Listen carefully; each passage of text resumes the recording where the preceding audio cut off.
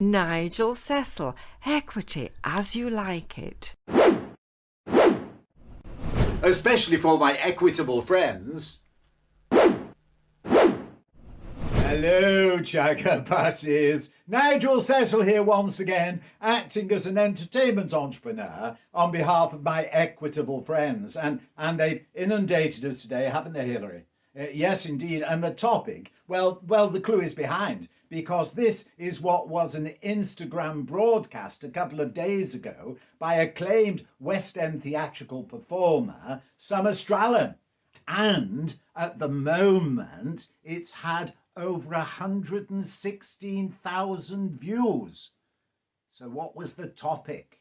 Well, apparently Andrew Lloyd Webber's production of Cinderella and the subsequent tour, the news of its demise was communicated to many of those involved through social media on Bank Holiday Sunday. Yes, indeed.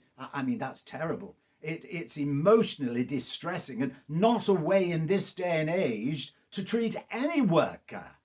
So the members have asked me, my equitable friends, what do we now think of Andrew Lloyd Webber?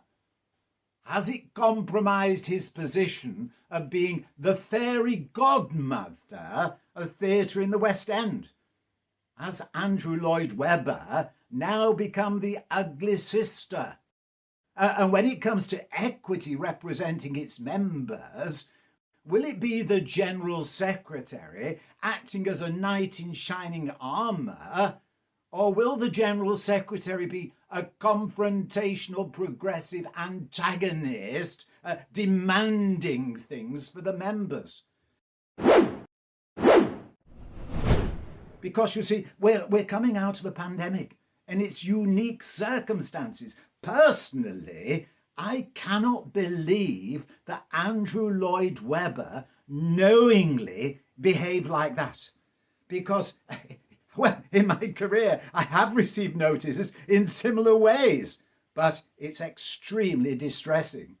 So this raises the issue, does equity actually need, apart from trying to get recognition for the distress caused to equity members, does it need to be looking at the way, what is it, SALT, S-O-L-T, yes, the Society of London Theatres and their contract, what it stands for in today's environment?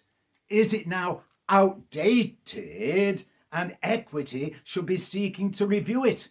Because it may be, in fairness, apart from the terrible thing of telling everybody on a bank holiday Sunday, that when push comes to shove, Andrew Lloyd Webber's company has not actually breached the contract. Now, if that's the case in this day and age, well, I'm sorry, it's just not on. And maybe we ought to be reminded, because you see, Andrew Lloyd Webber, apparently the production cost £6 million to put on, and it was losing up to £100,000 a week. So clearly it couldn't carry on, and it's almost reminiscent in some ways of the recent P&O dispute. And I'm reminded of the Equity General Secretary saying this when he joined the picket line for the P&O dispute. Whether you're an actor, an artist, a singer or a seafarer, we're here, we're standing with you in Dover, in Liverpool, in Hull, in London.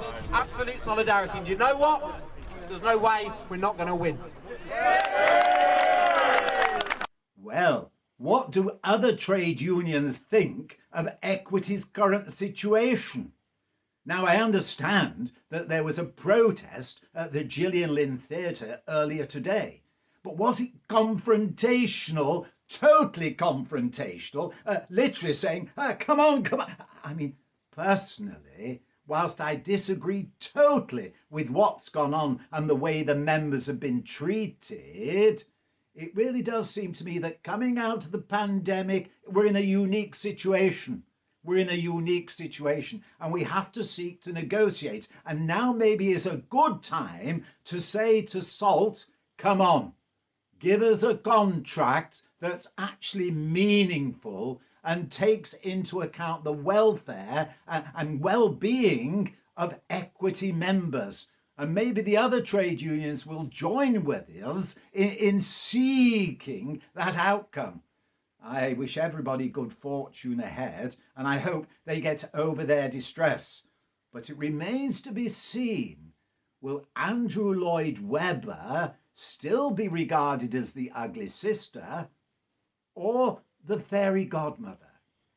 And will equity be seen as the antagonist that's progressive and confrontational, or the knight in shining armour?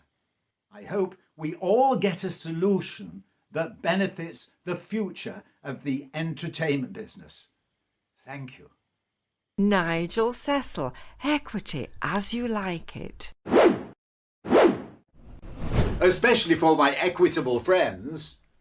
Equity UK, progressively promoting, protecting performers.